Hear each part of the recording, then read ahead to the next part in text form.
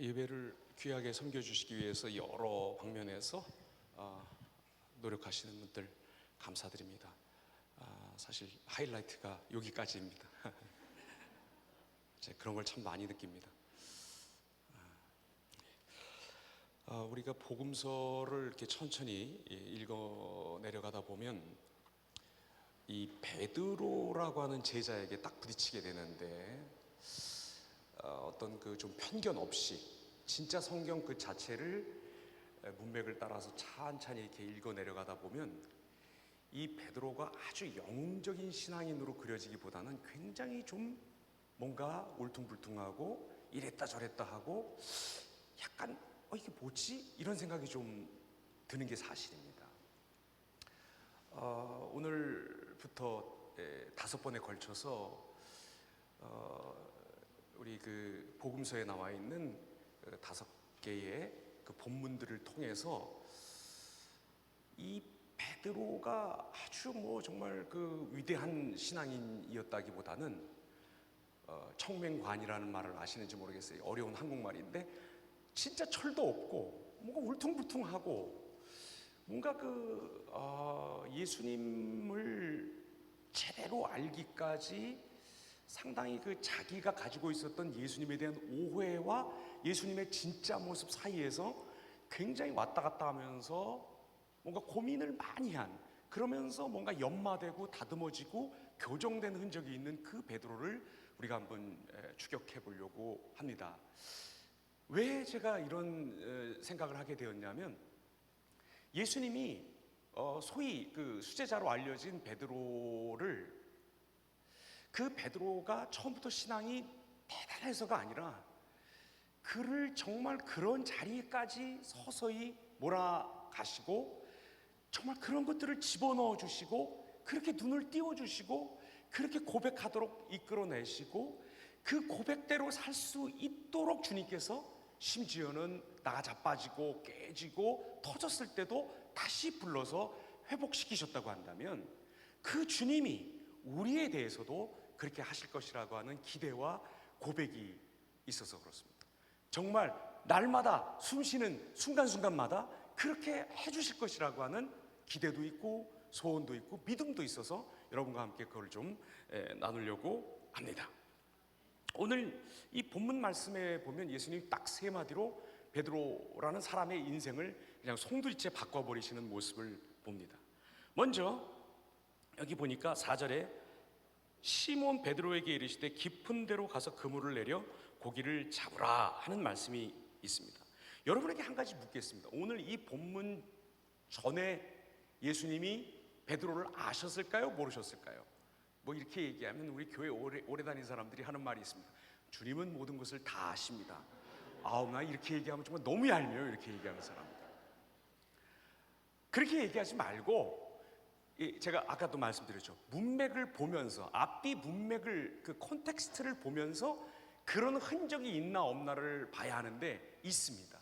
왜냐하면 이 5장 들어오기 전에 4장 38절에 보면 예수님이 가버나움에 계셨었고, 가버나움 사역을 하시면서 시몬의 집, 즉 이 베드로의 집에 들어가셔서 열병을 앓고 있었던 베드로의 장모를 고쳐주신 일이 있습니다. 제가 왜 이걸 여러분과 함께 확인하고 지나가려고 하냐면, 예수님이 아무 배나 이렇게 보시고, 야, 그 배 좀 일로 갖고 와봐. 내가 타고 내가 탈 테니까 이게 좀 이렇게 육지에서 배를 좀 띄워봐. 그리고 이렇게 해변에 쭉 모인 사람들을 향해서 내가 설교할 테니까 야, 그 배 일리 가져와.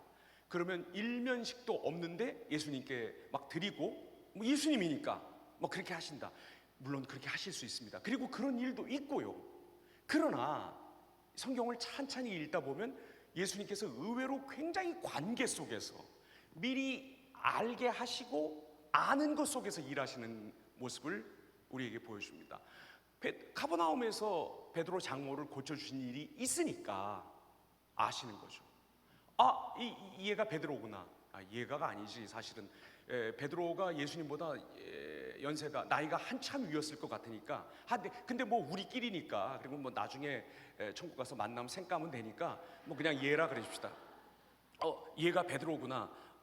얘 뵈니까 그러면 내가 좀 아니까, 면식이 있으니까, 장모 고쳐준 그런 일이 있으니까, 야, 네 배 내가 탈 테니까 이 배를 좀 띄워라. 그러면 내가 이제 하나님 나라를 이 사람들에게 선포하겠다. 얼마든지 그럴 수 있는 관계가 미리 형성되어 있는 속에서 예수님이 움직이기 시작하신다는 것입니다. 그런데 배를 좀 빌려달라는 말하고 어부인 베드로에게, 그것도 밤새도록 조업을 했는데 한 마리도 못 건지고 허탕을 친 페트병만 잔뜩 주워 올린 이 어부 베드로에게 뭐라 그랬어요? 오늘 깊은 데로 가서 그물을 내려 고기를 잡으라. 이거는 전혀 다른 얘기. 배는 빌릴 수 있어요, 모르는 사이라 할지라도. 왜냐하면 오래전부터 선지자들이 나와서 이렇게 활동하면서 소위 탁발을 하는, 선지자들이 빈손으로 와도 맞아들이고 밥을 주고 필요하면 옷도 주고 여행 경비도 대고 하는 게 이스라엘의 전통이었고, 베드로는 더더군다나 하나님 나라를 대망하던 사람으로서 예수님을 참 선지자로 알아보고 그렇게 얼마든지 했을 수 있을 거예요. 그러나 그거 하고 지금 밤새도록 고기를 잡았는데 못 잡았어. 그런데 깊은 데로 가서 그물을 내려서 고기를 잡으래. 이 얘기하고는 완전히 다른 얘기입니다. 나 이거 진짜 설교 많이 들었어요. 어떻게 해서 베드로가 이렇게 고기를 많이 잡을 수 있었는가. 첫째, 깊은 데로 갔다. 고기는 깊은 데 산다. 가봤어요? 자기가? 게네사렛 호수에 가봤어요? 거기 무슨 고기가 잡힌지 알아요? 그것도 2000년 전에? 그물을 내릴 때 그물을 살랑살랑 이렇게 스냅으로 이렇게 탁탁 치면서 내렸나? 혹은 그 유튜브에 이렇게 나오는 거 보면 이렇게 투망 던지는 것처럼 멋있게 투망을 던졌나? 아니 그럼 밤새 잡혔어야 될 거 아니에요. 그렇게 했습니다. 베드로가 몰랐겠어요? 깊은데 고기가 대충 어디쯤 모여 사는지? 이 능숙한 어부가? 이 말씀을 우리가 이해할 수 있는 딱 한 가지 방법이 있어요. 베드로가 이 말씀에 어떻게 순종했고 왜 밤새 안 잡힌 고기가 잡혔는가? 끝까지 포기를 안 해서, 부지런해서 새벽까지 이렇게 해서, 아이고 그거 아닙니다. 딱 한 가지밖에 없어요. 가능성이. 어떤 가능성이냐? 예수님이 창조의 하나님이십니다. 창세기 1장 21절 22절 보면 큰 바다 짐승들과 물에서 번성하여 움직이는 모든 생물을 그 종류대로 내시고 생육하고 번성하여 여러 바닷물에 충만하라. 이게 하나님이 하신 일이에요. 그런데 예수님이 지금 이 권세를 가지고, 이 정체를 가지고 베드로에게 오신 거예요. 또 이게 좀 삿대질하기 시작한다. 이 흥분이 돼가지고 신나죠? 이런 예수님으로 오신 거예요. 베드로가 밤을 잘 새서 투망질을 잘해서 그야말로 순종을 해서, 순종을 지가 안 하면 어떡할 거예요? 장모님 고쳐줬는데 그 전에. 가라면 갈 수밖에 없는 거예요. 내리라면 내릴 수밖에 없는 거예요. 잡으라면 잡는 거예요. 왜? 이분이 창조주이시니까. 이런 분으로 찾아오신 거예요. 시시한 분으로 오신 게 아닙니다. 예수님이 어디 무슨 간 좀 보려고 오신 게 아니에요. 베드로를. 이 바닷속의 물고기들을 생육하고 번성하고 충만하게 하시며 그것을 사람에게 먹거리로 내어주신 창조의 하나님, 권능의 하나님, 있으라 하면 빛이 있는 그 하나님, 그분으로서 예수님이 오셔서 지금 베드로에게 말씀하시는 것입니다. 이게 우리랑 무슨 상관이 있습니까? 여러분, 오늘 여기 우리 이렇게 앉아있는 거, 이거 정상적인 거 아닙니다. 아니, 정상적인 게 아니라 아주 비범한 겁니다. 나는 오늘도 교회 못 올 뻔했어요. 어제 제 아내랑 싸워가지고 3번을 싸웠어요. 3번을. 제가 상담을 좀 받아봐야 될 것 같아요. 상담비가 너무 비싸가지고 혹시 좀 상담해 주실 분 있으면, 그 카운셀러나 테라피스트 자격증 있으면 저 좀 상담 좀 해주세요. 저는 이상하게 제 아내가 뭘 말을 빨리 못 알아듣거나 뭐를 신속하게 못하면 굉장히 절망스럽고 그거를 감추질 못해요. 말로든지 표정으로든지. 다른 사람한테는 나 한 번도 그렇게 해본 적이 없어요. 근데 이상하게 전 제 아내가 제 말을 못 알아듣거나 뭐를 빨리 못하면 굉장히 실망스럽고 아주 절망감이 오고, 이상하게 얼굴과 표정과 말투에서 그런 게 표현이 되나 봐요. 어제 3건이 그런 게 있었어요. 연속으로. 그것도 한 3-4시간씩. 그렇게 할 때마다 회개하고 반성을 했는데도 그게 안 되더라고요. 그래서 드디어 자정쯤에는 이게 조금 이제 역정을 내더라고요. 그게 괴로워가지고 이게 정말 이게 뭐 어떻게 하면 좋나? 왜 이게 안 될까? 이거 상담을 빨리 한번 또 받아봐야겠다 이런 생각이 들었는데, 왜 이 말씀 드리냐면, 여러분 우리가 우리 꼴 잘 알지 않습니까? 모르세요? 알려드려요? 우리가 얼마나 우스운 사람들인가? 얼마나 예수 믿기 적합하지 않는 사람들인가? 얼마나 하나님을 안 지가 이렇게 오래됐는데도 이렇게 정말 지긋지긋하게 이렇게 정말 더럽고 치사하게 이렇게. 정말 우리 수키한테 이런 걸 얘기했어도 수키가 다 알아들었을 텐데 우리는 못 알아들어요. 하나님 믿는 일이 너무나 어려워. 날마다 숨쉬는 순간순간마다 어려워요. 하나님을 안 믿고 싶은 이유가 날마다 새록새록 늘 새로워. 하루하루가 새로워. 꽃들도가 아니라 정말 절망이, 이렇게 하면서 이걸 믿는다고 얘기를 해야 되나 하는 우리 자신에 대한 사람들 앞에서는 우리도 안 그러지요. 믿는 척하고 그러는데, 우리 홀로 있을 때 해가 뉘엿뉘엿지고 창밖에 빗물이 떨어지고 바람이 스칠 때, 그때 보면 우리의 이 정말 하나님을 절대로 믿을 수 없는 조건들, 우리가 아직도 굳건히 가지고 있는 하나님 앞으로 나가지 않으려고 할 뿐 아니라 하나님을 몰랐으면 좋겠다고 결심하고 있는 우리 자신들, 이 어둠과 진한 어둠과 이 역심과 반역하는 마음과 이 무지와 목매함이 우리를 가득 잡고 있다는 것입니다. 바로 이런 우리에게 오늘도 예수님이 오셔서 깊은 데로 가서 그물을 내려 고기를 잡으라 하는 그 창조자의 권위로서, 깊은 데에 고기가 있었는데 사람들이 몰라서 예수님이 너희들 몰랐지 내가 어군 탐지기야 라고 한 게 아니라, 없던 고기를 그 순간에 만들어내시는 거예요. 바로 그 권능과 그 사랑과 그 은혜와 그 권세를 가지고 오늘도 우리에게 찾아오시는 것입니다. 그리고 말씀하시는 것입니다. 지쳤냐? 너 자신에 대해서 지쳤냐? 나를 봐라. 너같이 지독한 죄인을 위해서 지독한 십자가가 있는 것이란다. 너의 그 지독한 불신보다 나의 지독한 사랑이 더 세다. 누가 그 시비어 멀시라고 하는 책 하나 썼죠. 쉘던 누군가가 썼죠. 어느 선교사의 전기인 것 같은데, 정말 무서운 살벌한 자비, 그 십자가의 자비를 가지고, 그 창조자의 권위를 가지고 믿을 수 없는 우리에게 오늘도 찾아오셔서 말씀하시는 것입니다. 너 이리 와라. 내가 너를 사랑한다. 너 나를 아는 마음을 내가 너에게 불어넣는다.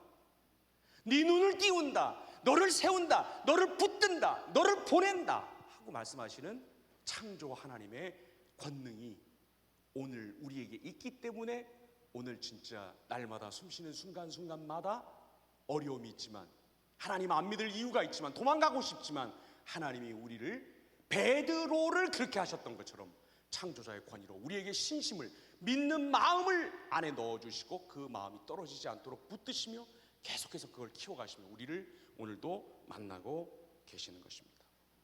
두 번째로, 저기 10절에 보니까 예수님이 시몬에게 이르시되 무서워하지 말라 이렇게 말씀하십니다. 이 무서워하지 말라라는 말씀을 하신 때가 언제냐면, 고기가 애들 말로 킹짱 잡혔을 때입니다. 이상하지 않아요? 이 고기가 많이 잡히니까 놀랐다 그러는데, 이 놀랐다 그러는데 예수님이 무서워하지 말라라고 말씀하시는 걸 보니까 놀라면서 무서워했던 것 같아요. 그 놀람에 무서움이 많이 깃들어 있었던 것 같아요. 희한하잖아요. 혹시 여러분 조카 가운데 지금 수능 준비하고 있는 애가 있어요? 그 시험장에 가가지고 하나 밀렸었는데 전국 수석을 했어요. 걔가 무서워할까요? 놀라긴 하겠지. 와, 놀랍다 이러죠. 제가 아이들 이렇게 키우면서 그 학교에다가 이렇게 원서 내면 그 합격하면 큰 봉투에다가 이렇게 합격증을 보내죠. 그래서 빅 엔벨롭이라고 큰 봉투라고 하는 그게 이제 이렇게 와요. 자기들 실력들보다 전부 좋은 학교들을 이렇게 하나님께서 허락해서 갈 수 있었는데, 여러분 혹시 그걸 받고 놀랍기는 하겠지. 실력이 동네 그 개방대학밖에 못 가는데 무슨 하모 대학을 가서 붙었단 말이야. 하나님의 은혜 대학, 그렇죠? 그걸 붙었어요. 그러면 놀랍겠지. 그게 뭐가 무서워요? 앞으로 공부할 거 뭐 무섭나? 어차피 다 공부 안 해요, 대학 1학년 이후에는. 그게 뭐 무섭겠어요? 베드로가 뭐 하는 사람이에요? 지금까지 어부예요. 고기가 많이 잡혔는데 왜 그게 무서워요? 어떻게 해야 돼? 우리 같으면 예수님한테 이렇게 얘기해야지. 저기 번호 좀, 여기 메모지에다가 계시는 곳을 좀 알려주시면 제가 자주 찾아뵙고 뭐를 해야 돼? 지도를 받아야죠. 오늘 같은 이 일을 계속 일으켜달라고 얘기를 해야지. 얼마나 속으로 신이 나겠어요. 고기를 밤새 못 잡았는데 깊은 데로 가서 그물을 내려 고기를 잡으라 그러니까 고기를 잡았는데 배가 잠길 정도로 너무 그물이 무거워서. 그렇게 해보신 적 있으세요? 예? 뭐 이번에 이제 우리 임팩트 선교를 5교회에서 같이 이렇게 모여서 하는데 갔는데 보니까 어떤 자매, 어떤 형제 하나 있는데 보니까 정말 마음에 드는 형제 자매인데 그래서 우리 이제 교회에 돌아와서 저한테 어느 교회에 새로남 교회에 세나 자매를 제가 아주 이렇게 이번에 발견하게 됐는데 이게 한번 좀 연결을 해 주십시오. 연결을 했더니 세나 자매도 그 형제를, 우리 교회 형제를 연모하고 있는 거예요. 근데 보니까 세나 자매가 미스 대전 출신.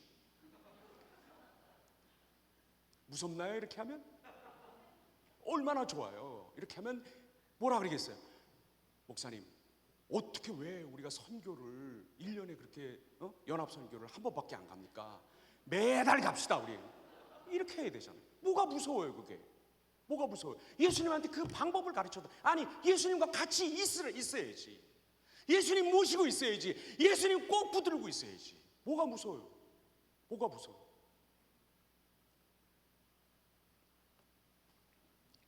근데 여기 예수님이 무서워하지 말라라고 말씀하시기 전에 보니까 8절에 시몬 베드로가 이를 봤다는 것은 이제 배가 잠길 정도로 고기가 많이 잡힌 거죠. 이를 보고 예수의 무릎 아래 엎드려 이르되 주여 나를 떠나소서 나는 죄인이로소이다, 이렇게 했다는 거예요. 이게 희한한 사람 아니에요? 벌써 부름 받을 때부터 좀 이상한 사람이에요. 고기가 많이 잡혔는데 왜 자기가 죄인이라고 그래요?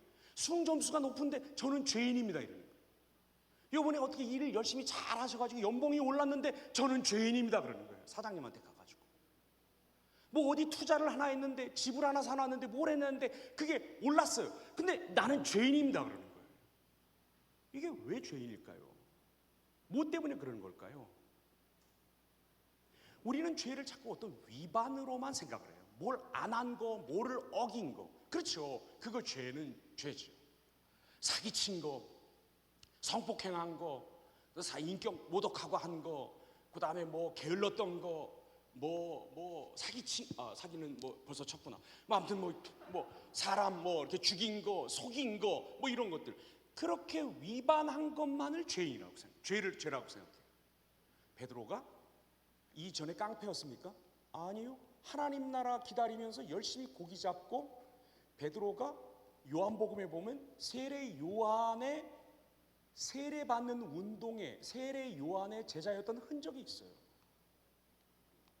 정말 경건하고 정말 착실하고 정말 훌륭했던 사람이에요. 살인, 강도, 사기 이런 거 안 했습니다.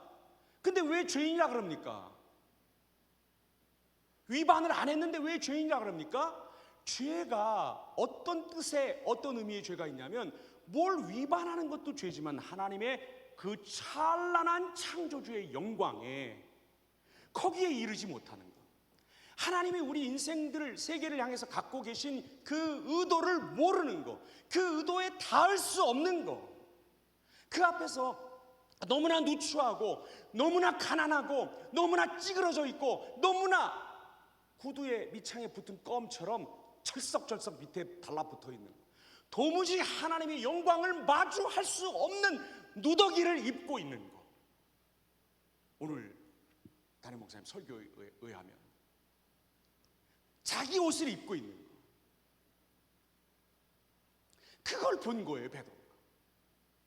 뭘 위반해서가 아니라 이분 앞에서, 이 영광과 이 권세와 이 권능 앞에서 나는 정말 빈털털이고 거지 새끼고 나는 진짜 킹짱 아무것도 아니구나, 나는 죄인이구나 하는 것을 알았던 것입니다. 그러니까 베드로가 나는 죄인입니다, 나를 떠나소서라고 얘기합니다. 근데 요 떠나소서라는 말을 마태복음에서 딱 요 떠난다, 상관없다 라는 말이 2번 나오는데, 여기 한 번 나오고 4장 34절 바로 옆에 있으니까 한번 보실래면 보시고요. 제가 읽을게요. 아, 나사렛 예수여, 우리가 당신과 무슨 상관이 있나이까? 우리를 멸하러 왔나이까? 나는 당신이 누구인 줄 아노니 하나님의 거룩한 자니이다. 이 귀신이 회당에서 예수님 만났을 때 한 얘기예요.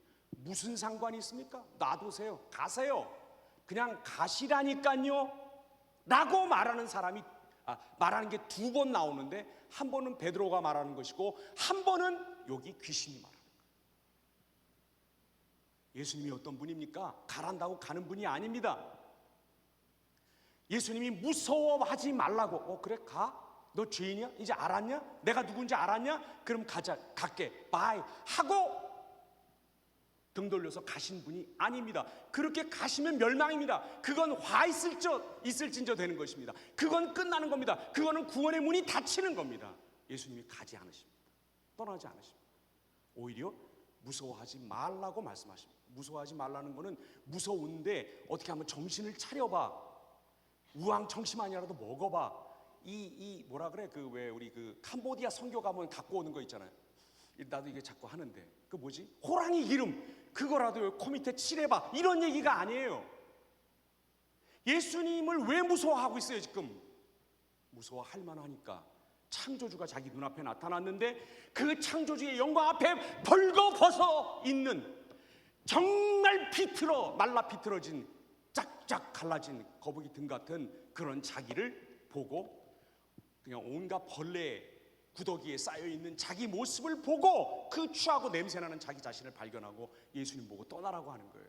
근데 예수님이 떠나지 말고 무서워하지 말라 그렇게 말씀하십니다. 그게 무슨 뜻입니까? 네가 느끼는 지금 결핍, 너의 부족, 너에게 없는 것, 내 손에 지금 닿지 않는 것들, 그런 것들을 내가 준다라고 예수님이 말씀하고 계시는 것입니다. 그걸 보태주겠다는 거예요. 우리도 무서워하지 말고 살아야 합니다. 이런 말 하기가 참 어렵지만 그래도 무서워하지 맙시다. 돈 좀 없다고 무서워하지 마세요. 좀 건강이 좀 안 좋으십니까? 무서워하지 마십시오. 집이 없으세요? 무서워하지 마십시오. 나이가 점점 드는데 아직 결혼 안 해서 무서워하지 마세요. 이번 임팩트 선교에서 다 결혼하게 될 줄로 믿지 않습니다. 밝은 미래가 안 보여서 무서워하십니까? 무서워하지 마십시오.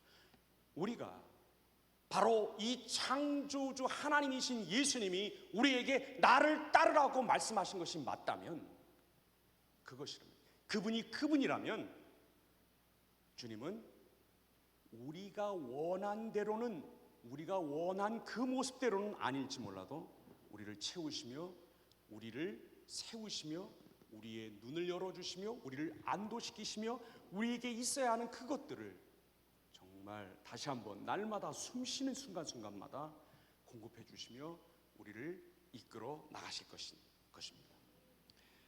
그 다음에 예수님이 이제 후로는 내가 사람을 취하리라 이렇게 말씀하고 있습니다. 사람을 취한다는 말은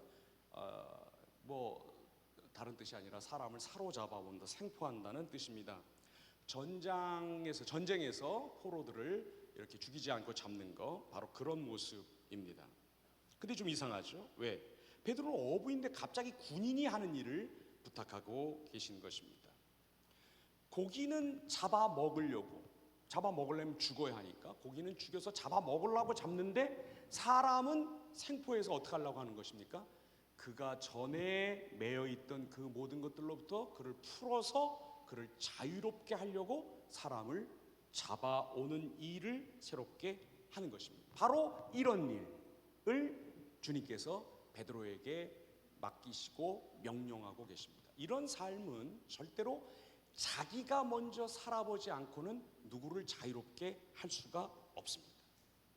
이런 삶은 누구를 생포해 와서 이전에 덕지덕지 그렇게 붙들고 있었던 것들을 끊어주고 자유롭게 해주는, 그 잡혀 있었던 것을 풀어주기 위해서 사로잡아 주님 앞으로 데리고 오는 일은 자기가 먼저 그렇게 되지 않고는 절대로 그 일 할 수 없습니다.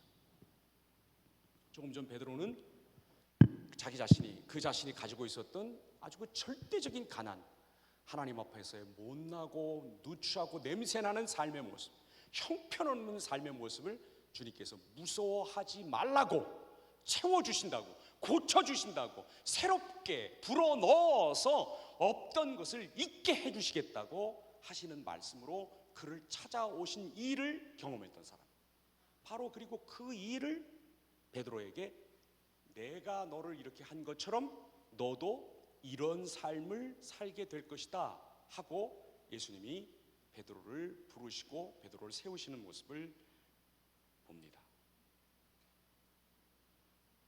베드로에게 일어났던 일이 우리에게 일어날 것입니다. 우리는 지난 동안 그렇게 특별히 손가락질 받을 만큼 나쁜 짓을 하지는 않았어도 하나님 앞에서 참 누추하게 살았고 망령되게 살았습니다.